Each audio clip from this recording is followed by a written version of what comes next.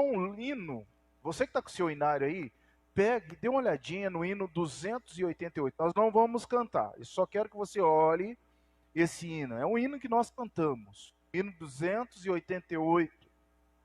Esse hino 288 tem uma poesia, uma mensagem. Aliás, o nome é Mensagem Real.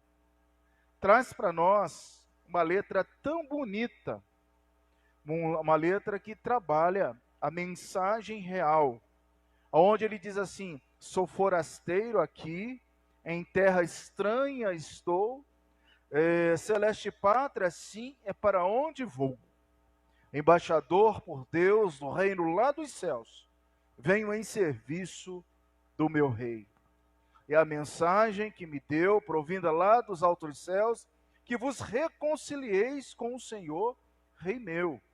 Reconciliai-vos já com Deus.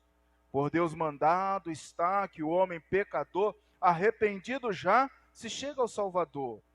Pois quem o receber no reino vai viver, venho em serviço do meu rei. Mais belo que o rosal, uma roseira, mais belo que uma roseira, o lar celeste tem, a bênção imortal, o gozo eterno além. No céu tem galardão, que flui a redenção. Venho em serviço do meu rei. Que letra linda! Quantas verdades nós temos nesse hino, escrito por Elias Taylor Casel. Elias Taylor Casel, ele viveu dos anos de 1849 a 1930. Casel deu esse belo hino, ele que era lá do estado da Indiana, nos Estados Unidos, muda-se com sua família em uma carroça, puxado por bois, para a Nebraska, onde ele completou a sua educação e se tornou médico. Casel era um médico, mas era um médico chamado por Deus. Casel, além de cuidar da saúde do povo, também cuidava da saúde espiritual. Ele foi poeta armador, que muitas vezes compunha letras para que a sua esposa, a dona Flora Hamilton, pudesse colocar no piano, e os dois cantavam essas melodias, esses hinos. Você imagina que casal abençoado. A esposa tocando, cantando, e o doutor Taylor também cantando, louvando e pregando a palavra de Deus. Juntos, eles produziram este hino, que chamaram de King's Business.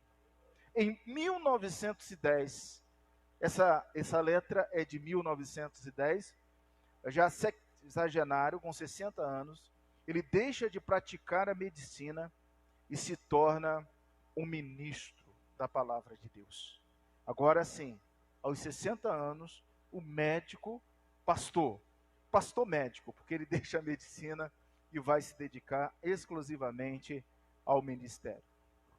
Mas nem todo final é feliz. Infelizmente, um ano depois dele se tornar ministro, quando ele estava mudando para Denver, e quando a sua esposa estava numa carruagem, aquelas carruagens norte-americanas, a sua roupa enrola na roda e aqueles cavalos o puxa e ela vem a falecer nesse sério acidente fatal. Esse hino expressa também uma dor. Uma dor talvez de muitos brasileiros que perderam seus entes queridos. Nós estamos falando, irmãos, perto de mais de 200 mil que partiram tão recentemente. Nós estamos falando de irmãos em Cristo Jesus que partiram, de famílias cristãs que perderam seus entes queridos e que iam juntos para a igreja glorificar e adorar o nome do Senhor. Mas essa letra traz para nós algumas advertências que eu quero que você já comece a colocar nessa noite na sua mente, aspectos importantes desse hino, Mensagem Real. 3 aspectos eu quero selecionar para você aqui nessa noite. O primeiro, nós somos forasteiros. Você é um estrangeiro no seu próprio país. Você é um estrangeiro no seu próprio país. Peraí, pastor, como é que eu posso entender isso? Eu sou brasileiro? Sim, você é brasileiro. Você nasceu no Brasil? Sim, você nasceu no Brasil. Você fala português? Claro, você fala português. Mas eu quero dizer que você não é daqui. Nós estamos passando por essa pátria chamada Brasil e nós somos peregrinos, estrangeiros numa terra, mesmo sendo essa terra tua, nossa. Essa é a primeira mensagem desse ano. A segunda mensagem desse hino: temos certeza da nossa pátria. Você tem certeza da sua pátria? Da pátria celestial? Eu posso ver Teilo cantando em hino, lembrando da sua esposa, e talvez pensando, eu estarei indo ao seu encontro, meu bem, eu estarei reencontrando com você brevemente, porque nós vamos morar eternamente juntos nos mesmos céus. Você tem certeza que você vai para os céus? Essa é a segunda mensagem desse texto. A terceira mensagem desse texto: somos embaixadores de Deus. Um embaixador é um representante, é alguém que representa a sua pátria, é alguém importante para a sua nação, para o seu país. Eu digo, você foi predestinado para representar a pátria celestial. Somos representantes da pátria celestial. O meu objetivo nessa noite, meus irmãos, é mostrar de forma rápida, e muito rápida, a doutrina da presciência de Deus. O que você sabe disso? Vai juntando aí agora. Eu quero pegar emprestado a definição filosófica de Platão. Platão dizia que Deus é o começo, Deus é o meio, Deus é o fim. E que todas as coisas provêm dele. Ele é a mente ou a razão suprema. Deus é a razão suprema. A filosofia diz a causa eficiente de todas as coisas. O eterno, o imutável, onisciente, onipotente. Tudo permeia, tudo ele controla. Ele é justo, santo, sábio, bom e absolutamente perfeito. Ele é o começo de toda a verdade. Ele é a fonte de toda a lei e justiça. Deixa eu abrir um parênteses. Está chegando a hora da gente voltar à nossa segunda parte da jornada de Deuteronômio. E eu quero dizer que você vai começar já estudando um profeta incrédulo. Lembra quando nós falamos dos profetas? Profetas no centro da igreja, profeta no meio da cidade. E eu disse que nós, quando chegássemos ao capítulo 17, nós estaríamos estudando um profeta incrédulo. Você conhece algum profeta incrédulo? Provavelmente Paulo, que trouxe a lição da escola dominical hoje. Falou sobre profeta hoje, Paulo? Não? Sim, Paulo falou sobre profeta, não foi? É o assunto da escola dominical. Esse negócio de profeta. O profeta aqui, o profeta acolá. Que história é essa? Agora, imagine um profeta incrédulo trazendo uma palavra para você. Esse é assunto do início da nossa segunda etapa da disposição do livro de Deuteronômio. Fresquinho aí para nós, se Deus assim permitir, no primeiro domingo de fevereiro. Não perca. Mas veja, Deus, ele é a fonte de toda lei. Lei e graça, graça e lei, a origem de toda ordem e beleza, especialmente a causa de todo o bem. Platão afirmava isso. Mas como podemos compreender que Deus é o começo, meio, fim de todas as coisas que acontecem conosco? Pare e pense no último grande acontecimento que você viveu em 2020. Não vamos nem falar em 2021. Pare e pense num grande acontecimento que aconteceu com você no final do ano. Um livramento de um assalto, o livramento de um acidente, a proteção. Você pode lembrar como é que Deus agiu e de que forma maravilhosa? Ainda estou com aquela palavra: assombrosamente o Senhor me protegeu, me guardou, me ajudou. Como, queridos? Nos sucessos e objetivos, conquistas, desafios. Quem sabe esse ano um novo emprego. Quem sabe você vai gerar esse novo ano, vai ser mamãe mais uma vez. Na saúde, quem sabe, que precisa ser recuperada. Na saúde perfeita. Quem sabe uma casa nova. Quem sabe uma cidade nova, as pessoas vão mudando, novas conquistas, novos rumos. Que nós podemos compreender que Deus, Ele é o começo, meio e fim de todas as coisas. Segundo lugar, Deus é Deus e sua mente a razão suprema. Sempre Deus será supremo, supremo em todos os acontecimentos, supremos na história, supremo na vida humana, supremo a qualquer coisa, pois Ele é livre em agir e fazer. Pela madrugada eu escrevi alguma coisa sobre a supremacia de Deus. Onde estava Deus quando essa pandemia começou? Aonde estava Deus? Será que Deus se ausentou da terra? Será que Deus tomou emprestado? Porque umas asas bonitas. E ele falou assim, eu vou me distanciar da terra, agora eu vou visitar uma outra constelação, um outro universo, vou deixar aquele povo da terra um pouquinho. Será que Deus se ausentou da terra? Deus se faz presente em cada minuto, em cada instante. Deus é o guarda que não dorme, é o guarda fiel de Israel. Deus está à nossa direita, Deus nos sustenta, Deus, Ele intervém na história. Deus é a causa, é o motor, é a existência, é o ser que intervém em todas as coisas. Deus está presente na sua vida pessoal, minha irmã. Deus está presente na sua vida familiar.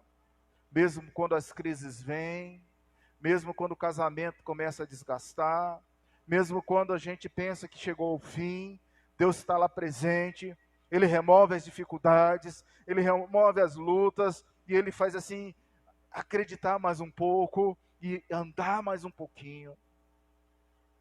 Onde estava Deus na vida da igreja, na vida dos servos e das servas? Talvez quais as áreas pretende você crescer esse ano?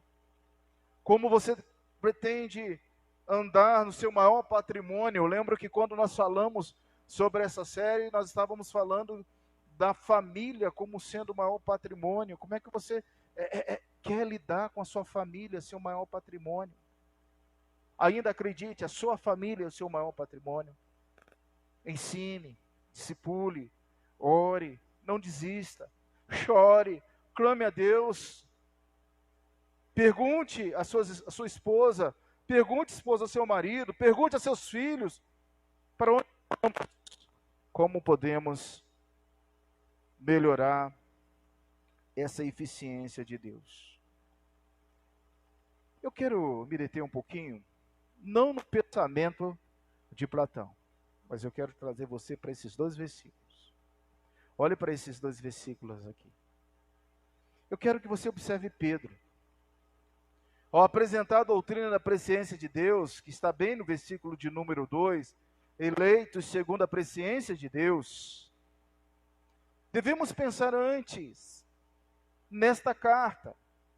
Qual foi o objetivo do apóstolo Pedro ao escrever essa epístola e depois defini-la como que presciência de Deus? Como se dá a presciência de Deus? Por que a presciência de Deus? E por fim, aplicar essa presciência de Deus na nossa vida. Então veja, queridos, qual o objetivo de Pedro escrever essa carta? Qual o objetivo? Bom, em 1 Pedro é uma carta direcionada aos fiéis. Você vai lembrar agora que eu sempre falava aos eleitos amados. Quantos lembram dessa expressão? Aos eleitos amados, aos eleitos amados. Pedro está trabalhando com você de forma tão especial. Você que está aqui nessa noite, você é amado, é eleito por Deus. Talvez você não saiba quem te ama mais. Talvez você pense que a sua mãe te amava muito. Claro, sua mãe te amava muito, ou sua mãe te ama muito. Mas existe alguém que ama você muito mais do que a sua mãe, muito mais do que seu marido, muito mais do que o seu filho, muito mais do que a sua filha. E essa pessoa é quem? É Deus. Deus escreveu a sua história. Deus escreveu a nossa história.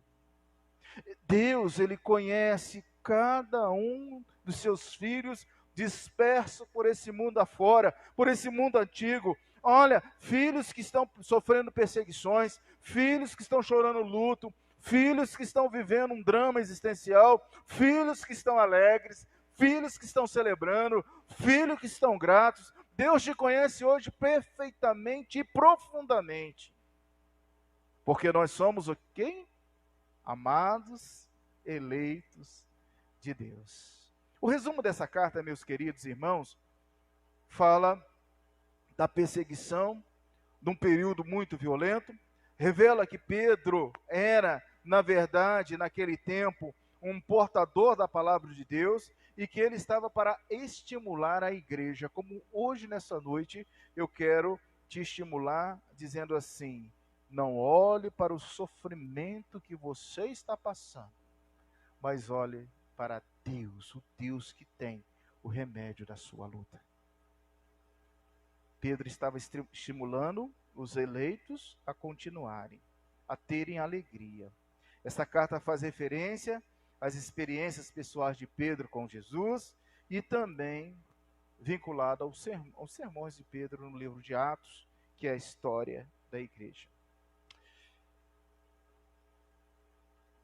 O que é a presença de Deus? Eu quero conversar com vocês um pouquinho sobre isso. Vou até se afastar dos escritos aqui. Existe alguma coisa que Deus não saiba? Vai falando para você. Existe alguma coisa que Deus desconhece? Existe alguma coisa que alguém que tem um bom relacionamento com você, seu marido, sua esposa, seu filho, o pastor, os irmãos em Cristo, não conheça da sua vida? Pode haver. Dizem que o coração do ser humano é terra aonde ninguém vai. Há uma cena do Titanic, e o Titanic foi um dos filmes mais assistidos e vistos no mundo inteiro. E quando aquela senhora está velhinha, e que ela traz uma palavra assim, ao coração. O coração é um lugar aonde poucos conseguem ir. É uma terra onde poucos conseguem habitar. Há alguma coisa da sua vida que é do desconhecimento de Deus? Eu quero dizer para você que os puritanos, eles diziam assim, como se define lá na pergunta de número 20 do breve catecismo, onde diz: Deus deixou todo o gênero humano perecer no estado de pecado e de miséria, porque Deus deixou de lidar e de desconhecer o estado de pecado e de miséria? Não. A resposta é: tendo Deus unicamente pela sua boa vontade, desde toda a eternidade, escolhido alguns para a vida eterna, entrou com eles em um pacto de graça para os livrar do estado de pecado e miséria e trazer para um estado de salvação por meio de um Redentor. Então aqui a nossa pergunta começa a ser respondida. Em primeiro lugar, Deus, unicamente Deus, pela sua boa vontade e de toda a sua eternidade, te escolheu. Escreveu a sua história, todos os dias da sua vida, entrou em um pacto, pacto da graça, firmou contigo um pacto, aonde esse estado de pecado e de miséria, em Cristo Jesus, é tratado. Por que as coisas ruins acontecem? Por que às vezes, irmãos, uma pessoa passa 30, 15, ou até mais tempo guardando um segredo no seu coração? E às vezes essas pessoas não conseguem lidar com essa questão achando que não tem como lidar, não tem como tratar, não tem como melhorar.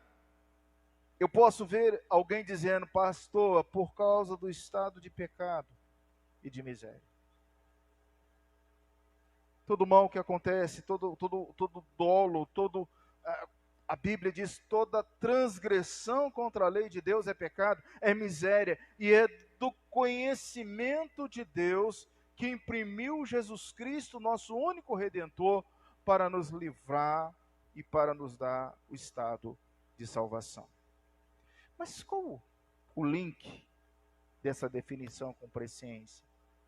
A presciência, então, o que é a presciência? A presciência é a boa vontade de Deus, de uma forma única, desde a eternidade, em escolher alguns para a vida eterna, mediante a graça, o livramento do estado de pecado e da miséria, trazendo um estado de salvação por meio de Jesus Cristo. Essa noite nós estamos vendo pessoas eleitas por Deus. Você é um eleito por Deus, escolhido por Deus, amado por Deus, protegido por Deus. É só você parar um pouquinho e observar a sua história e verificar ali a atuação de Jesus, o Redentor, te protegendo, te guardando. A presciência significa o conhecimento prévio. O salmista diz, ainda a palavra não chegou à minha boca. E tu, Senhor, já sabe de todas as coisas. Hoje almoçando, Thalita fez uma pergunta lá, ela está vendo o culto agora. E eu disse assim, eu queria estar viajando para Portugal. Irmãos, há 10 anos atrás, a gente sonhava com esse período. O meu projeto era viajar para Portugal. Mas, de repente, eu falei lá, sentado, almoçando com eles, eu falei assim, mas era do conhecimento de Deus em que tudo estaria diferente em 2021. Que as fronteiras estariam fechadas. Que seria muito difícil estar viajando por causa de lockdown, por causa da situação que nós estamos vivendo. Existe alguma coisa que não é do conhecimento de Deus? Talvez você está se duelando, sofrendo, chorando, amargando uma culpa, um complexo, porque você acha que Deus foi injusto e que aquilo você não deveria passar. Mas eu pergunto, irmãos, presciência é o prévio conhecimento de Deus. Há alguma coisa que não seja do conhecimento de Deus? Não. Todas as coisas são do conhecimento de Deus. Porque a presciência significa o prévio conhecimento, o conhecimento de antemão. Deus sabia que em 2021 eu não ia viajar para Portugal, nem pensar. Nem pensar. Como Deus pode conhecer previamente as ações livres dos homens? Deus decretou todas as coisas e as decretou como suas causas e condições na exata ordem que correm. Então, na exata ordem que corre, portanto, a presciência de Deus se mostra. Ele se mostra como soberano, ele se mostra como eterno, ele se mostra como aquele que decretou algo para que pudesse cumprir, para que nós pudéssemos viver. É claro, queridos, que nós sabemos que Deus não criou o mal. Ele não é o criador do mal. Mas ele previamente conhece as ações livres e as ações dos homens, dos seres humanos. Conhecimento necessário, conhecimento de antemão. Mas como se dá a presciência de Deus? Em segundo lugar, queridos, o apóstolo responde no verso 2. E aí eu chamo você primeiro para marcar, e esse versículo de número 2 é um sustentáculo para nós, quando nós queremos entender aquilo que acontece conosco. Eu não sei, se você veio aqui nessa noite, você pode estar também interessado em buscar algumas respostas pessoais para a sua vida. Por que aconteceu esse fato com você. Veja o versículo de número 2. Primeiro, porque você é um eleito. Descanse no Senhor. Confia nele. Ele te ama. Aquela dor, aquele problema, aquela situação, diga: Senhor, eu sei que há muitos anos eu luto com isso, mas eu hoje estou entendendo que dentro da sua presciência já era do teu conhecimento e eu sou um eleito. Irmãos, quantas pessoas foram criadas sem seus pais? Não tiveram o amor de um pai. O pai era ausente. Amados, quantas pessoas estão carentes de uma afetividade, de um amor recíproco? Quantas pessoas estão solitárias? Será que isso não é do prévio conhecimento de Deus? Sim, mas Ele diz algo para você nessa noite. Eu e você, nós somos eleitos. Para quê? Veja, para viver em santificação do Espírito, para a obediência, para a aspersão do sangue de Cristo, para a graça e paz, para que seja multiplicado. Na exposição de agosto, eu abordei tudo isso. Mas eu quero abordar só um conceito da presciência de Deus na vida dos eleitos. Eu quero só abordar a paz. Olha para esse verso. Paz. Tudo que nós precisamos é de paz. Paz em casa, paz no trabalho, paz consigo mesmo, paz de consciência. E certa vez Jesus disse assim: deixo-vos a minha paz, e a minha paz vos dou.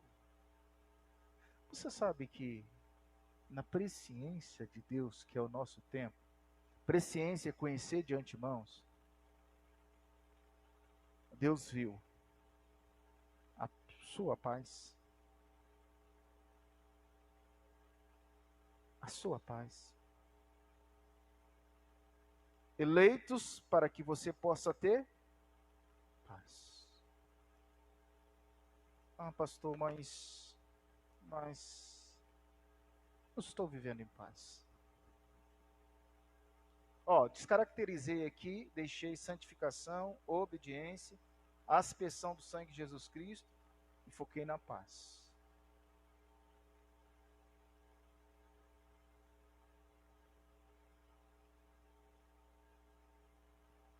Se você está em guerra, alguma coisa está errada com você. Porque nós temos aquele que é o príncipe, nós temos aquele que deixou a sua, nós temos aquele que diz que você foi escolhido por Deus, foi eleito por Deus para ter o quê? A paz.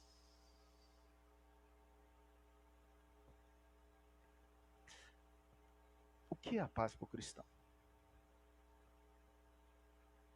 Será que a paz é total ausência da guerra? Nem sempre. Hoje pela escola dominical eu estava ouvindo quem fica em casa vai ouvir, né? Eu tentei aqui, a gente não transmite escola dominical, eu estava ouvindo o pastor Emílio pregando sobre aquele que não deixa pai, mãe, filhos, esposo, marido, por amor de mim não é digno de mim. É a citação de Mateus. Evangelho de Mateus.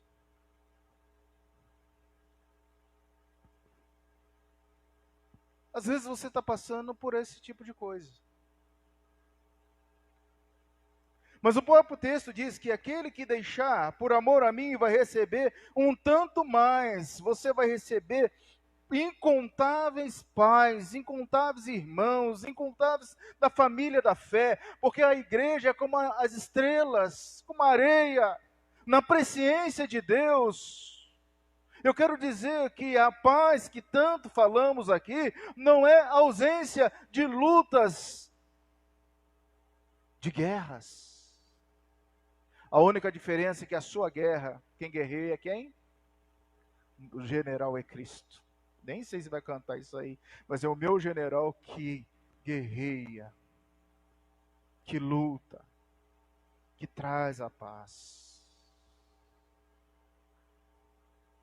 Presciência de Deus havia a paz. E não simplesmente a paz, mas uma paz tudo isso multiplicado. O que seria a paz multiplicada? Meus irmãos, eu quero fechar essa análise e reflexão, trazendo para nós algumas coisas importantes. Primeiro, eu e você, o que esse texto nos falou? Primeiro, esse texto nos falou que nós somos eleitos, predestinados para termos uma vida de santificação, de remissão, de justificação, de graça e de paz. Foquei paz.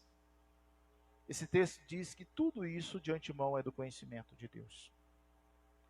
Mas será que é do teu conhecimento? Em segundo lugar, como eu posso, na aplicação prática, melhorar essa certeza de que o Senhor está comigo agora, de que sua mensagem é real? Então, agradeça a Deus, porque a sua presciência é real sobre a sua vida. Tudo que há de acontecer conosco é do conhecimento de Deus. Não foi à toa que o presbítero Luciano escolheu no 108. Se paz a mais dou, se me dere. Você está em paz aí agora?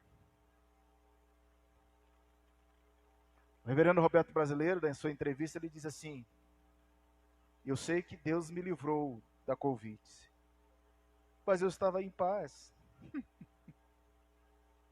Se Ele me chamasse, eu estava em... Se o Senhor te chamar esse ano, você tem que ter a paz, porque você vai para uma morada especial, aonde você não sabe aquilo que o Senhor preparou para você, aquilo que é lindo, metade da glória celeste jamais se contou a você, ao mortal, a essa igreja, a essa vida, porque é da presciência de Deus. Então deixe hoje a sua vida do ano de 2020 e aliste-se no exército de Cristo. Seja um guerreiro de Cristo, seja uma pessoa lavada e redimida. Modifique a sua vida, do pleno conhecimento de Deus, da prévia de Deus, que você mude a sua postura. Até quando nós vamos lutar com Deus? Até quando? Jacó foi alguém que lutou com Deus. Você lembra de Jacó? Quem era Jacó? O que aconteceu com Jacó? Saiu manco, coxo. Será que você precisa sair manca, coxo? Até quando nós vamos lutar com o Pai, com Deus? Agradeça a Deus por sua presciência. Segundo, você já percebeu que tudo é do conhecimento de Deus? Pode até não ser do meu conhecimento, do conhecimento do seu marido, do conhecimento da sua família, do seu melhor amigo, do seu pior amigo, mas tudo é do conhecimento de Deus. E se tudo é do conhecimento de Deus, como você vai justificar-se diante de Jesus naquele grande dia?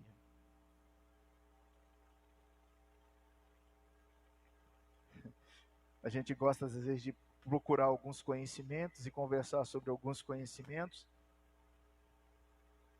E os amilenistas estão defendendo que já estamos vivendo um milênio. E se você observar, você vai ver que existem muitas coisas que começam a bater com a Escritura Sagrada falando sobre o milênio. Mas não importa se já estamos, não estamos vivendo o milênio. O que importa é hoje, você está seguro com Jesus? Ou existe alguma coisa que está te fazendo separação com Jesus, de Jesus, do amor de Jesus, da graça de Jesus? Porque tudo é do conhecimento do Pai. Não há nada que não seja do conhecimento.